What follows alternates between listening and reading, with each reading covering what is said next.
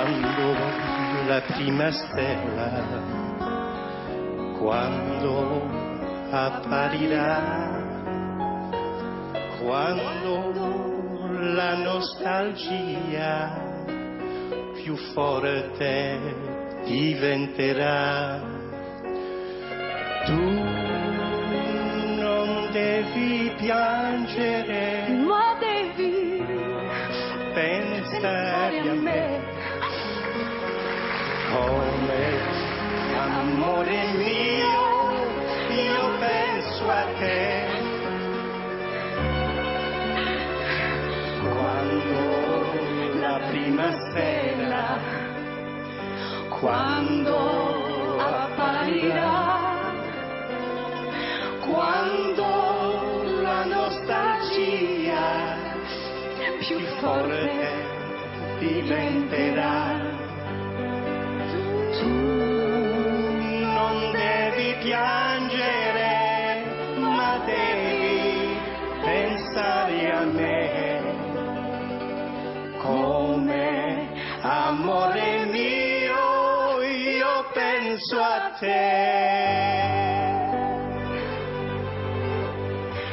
L'ho già detto a tutti che ti voglio bene e che anche tu vuoi bene a me.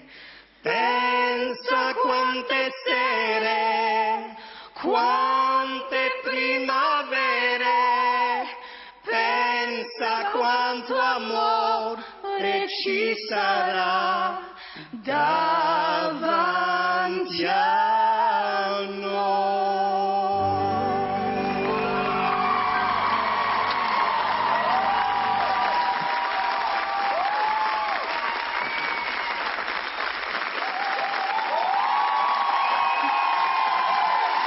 Que d'émotion ce soir. Première fois réunis à la télé, tous ensemble, Lara, Pierre, Louisa, pour ce trio. C'est la première fois que je fais ça. Votre papa, votre maman, d'origine italienne, je suppose que c'est comme ça que cette chanson est entrée dans votre vie à tous les trois. Mais c'est les chansons qu'il m'apprenait quand j'étais petite.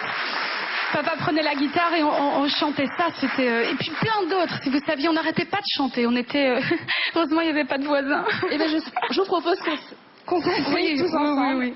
Si elle On va dit se poser un petit peu. Si elle dit quoi? Mietola, voilà. Excusez-moi. Pierre, Louisa, moi je vous sens très fébrile, très silencieux, très ému. Parce que ma femme n'a jamais fait un plateau de télé, elle est toujours restée dans l'ombre. Et c'est vrai que dès qu'elle a commencé à prendre des cours de chant, eh bien, ma femme était là pour l'attendre à la sortie de l'école avec les tartines, l'emmener vers l'école de musique et puis ou un autre soir l'emmener vers l'école de jazz-ballet ou bien de claquettes. Enfin, il y en avait tous les jours, il y avait quelque chose de spécial et quelque chose de nouveau. Et elle a fait ça pendant des années, des années. Donc maman était très présente, c'est vrai. Elle était maman. Mais elle était maman, point. Mais encore aujourd'hui, je dirais, je descends de scène, elle me regarde, elle fait: t'as faim? Non maman, ça va, Non, c'est vrai.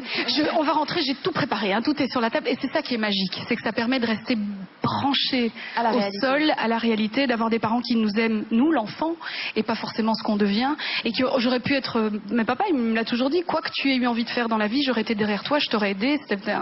T'aurais voulu être fleuriste, j'aurais financé ton premier magasin de fleurs. Papa a financé mon premier album. Le premier album avec toutes les économies. Et tout à fait, c'est exact.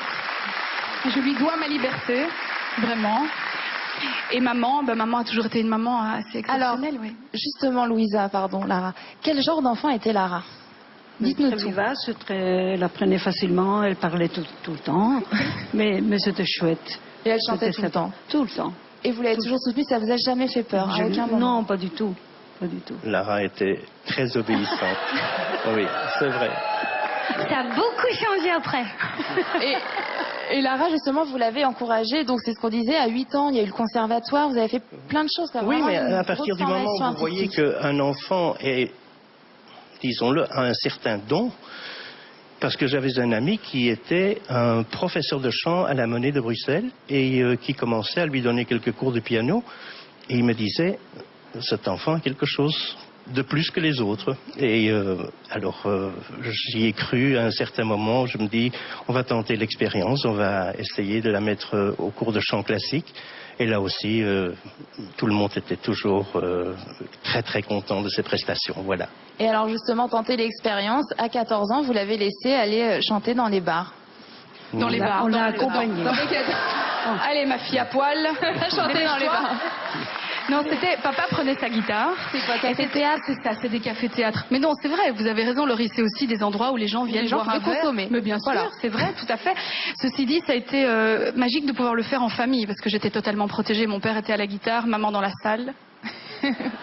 Qui regardait. Maman qui méritait que tout se passait bien. Et ça a été une très belle école. C'était une école de vie incroyable. Oui. Alors, il y a l'histoire aussi des économies, Lara. Vous avez économisé pour vous acheter votre premier album. Est-ce que vous vous souvenez lequel c'était? Bien sûr, Entre gris clair et gris foncé. Le premier CD, c'était Entre gris clair et gris foncé, Jean-Jacques Goldman. C'est encore un des plus beaux albums de la musique francophone pour moi. Alors on a un petit cadeau pour vous ce soir. Oh, le vinyle. Le vinyle collector, puisque l'album est sorti en 87.